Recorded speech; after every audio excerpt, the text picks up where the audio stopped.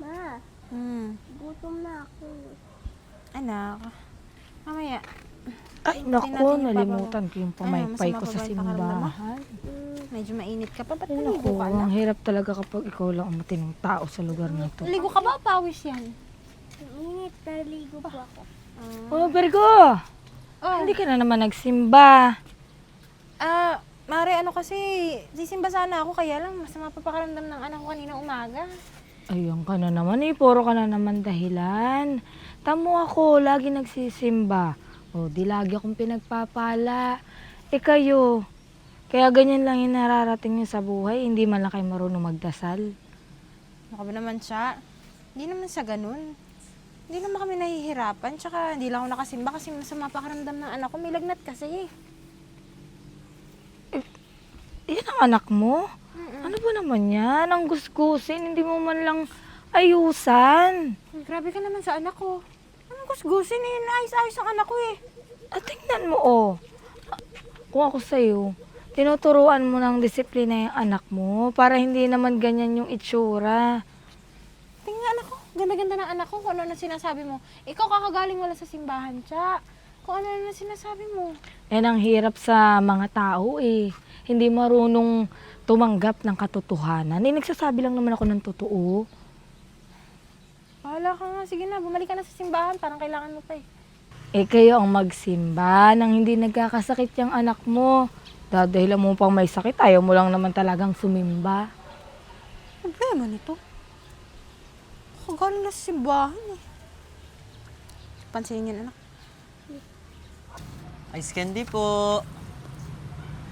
Ice candy po kayo dyan. Ma'am, ice candy po. Ano yung dala mo? Ice candy po ma'am, baka gusto niyo, mainit po ang panahon. Hindi yan ang tinatanong ko. Yan o, yung hawak mo. Nag-aaral lang po ako. Nag-aaral ka pa. Tapos nagtitinda, wala naman nangyayari sa buhay mo. Dapat, di ka na lang nag-aaral, magtinda ka na lang. Pambaon ko rin po kasi kaya po ako nagtitinda. Tsaka pang tuition ko rin po. Ay naku, kung ako sa'yo, tumigil ka na sa pag-aaral. Ano mangyayari sa pangarap mo eh? Wala naman pong masamang mangarap at tsaka libre lang naman po ang mangarap. Tsaka wala naman po masama sa tinitinda ko po eh. Tsaka marangal naman po yung ginagawa ko. Marangal nga, kaya lang, tinan mo hanggang ngayon, nandyan ka pa din. Wala naman nangyayari, di ba? Excuse na nga, Cha. Ano nangyayari dito? Wala, sinasabi ko lang. Kaysa nag-aaral siya, magtinda na lang siya, baka sakaling. Diyan, mabuhay siya. Cha, grabe ka naman maliit ng tao. Wala naman problema kung magtinda siya. At least, marunong siya dumiskarte, di ba? Wala naman, binibigyan ko lang naman ng reality check. Ano reality check? Minamalit mo na yung tao. Totoo naman Tingnan mo, may dala pang libro. Akala mo naman talaga may mangyayari sa buhay niya. Akala mo naman yayaman.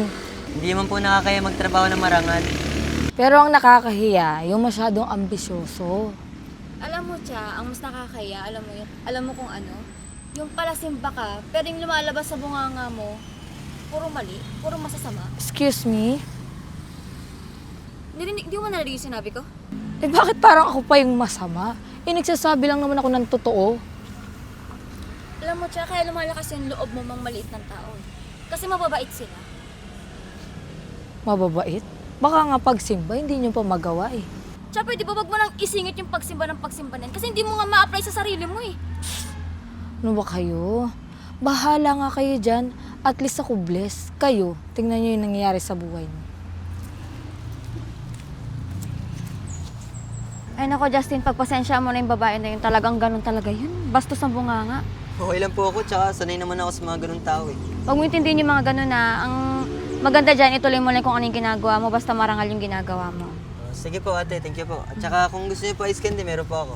Sige, babalik ako mamaya ha. Uwi muna ako sa bahay. Sige po ate, Sige, thank you dito po. muna ako ha. Ingat po kayo.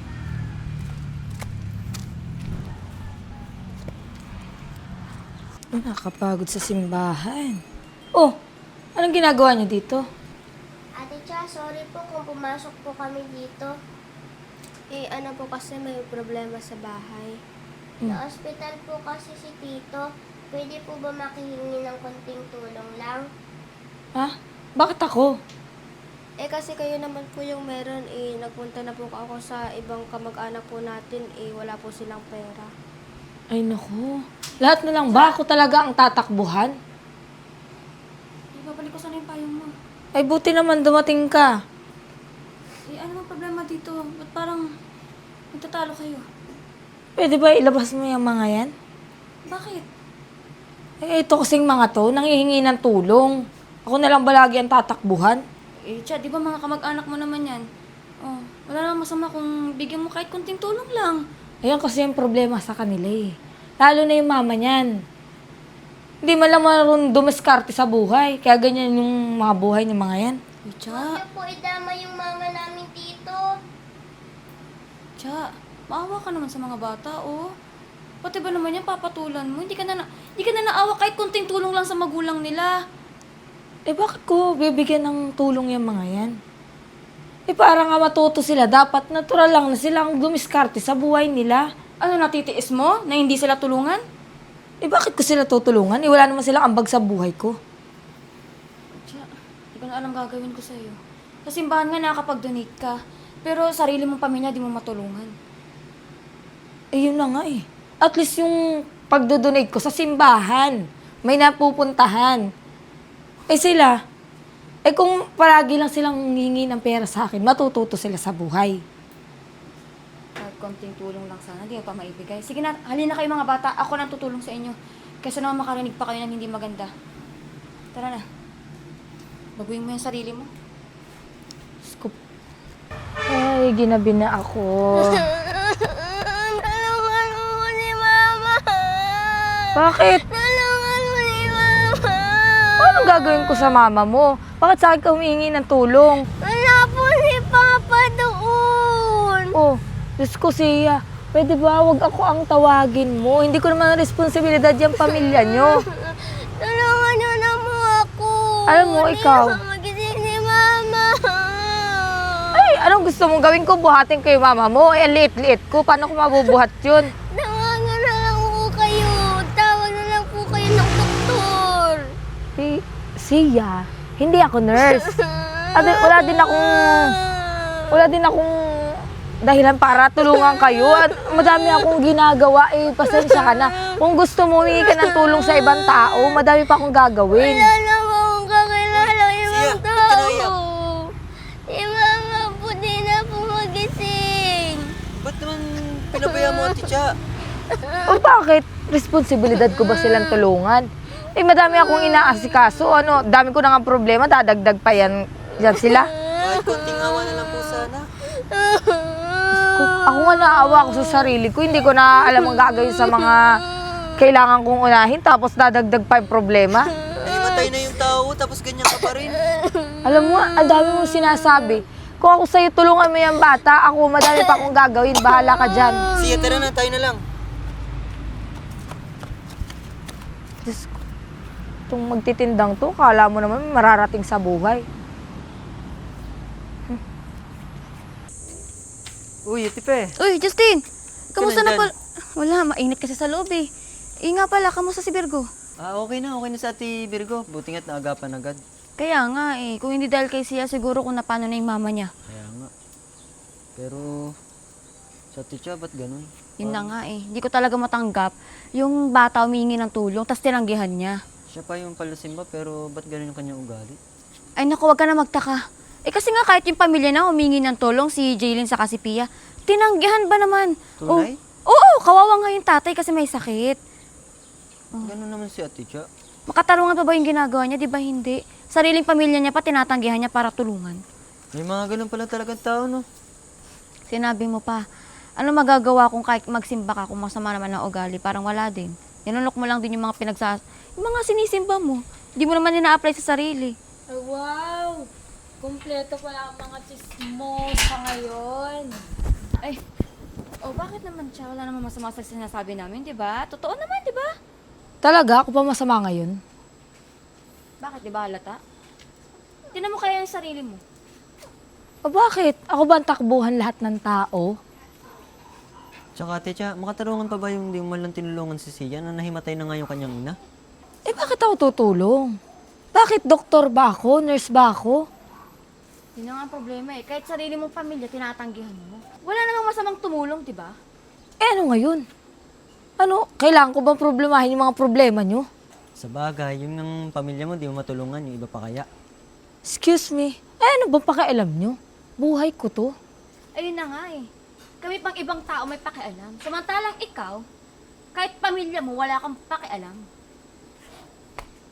Ang dami nyo sinasabi. Alam nyo, kung gusto nyo tumulong, di kayo tumulong. Huwag nyo isisi sa akin. Ay, oo kasi, bukod sa puso namin ang tumulong. Magsimba kayo. Love, kamusta na yung pakaramdam mo? Nandiyan na, hilo pa ako lang. Eh, sabi ni Doc, kailangan mo daw magtubig ng magtubig. Ang init kasi ng panahon ngayon.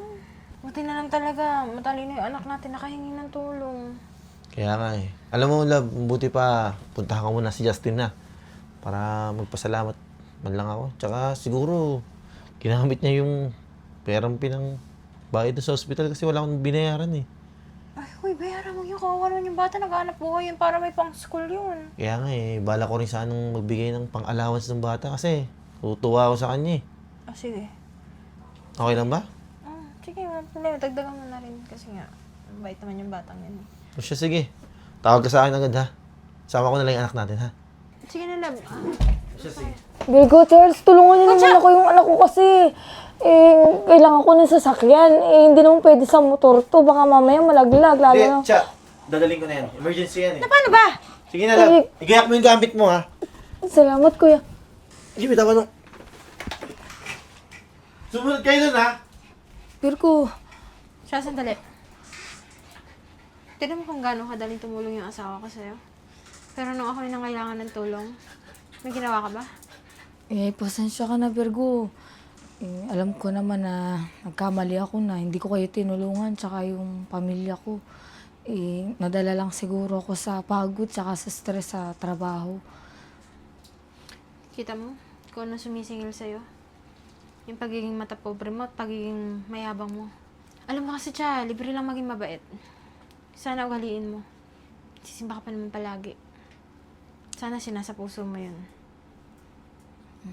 Pasensya ka na talaga, Virgo, ha. Sige na, sumunod ka na doon sa ospital. Sige, salamat.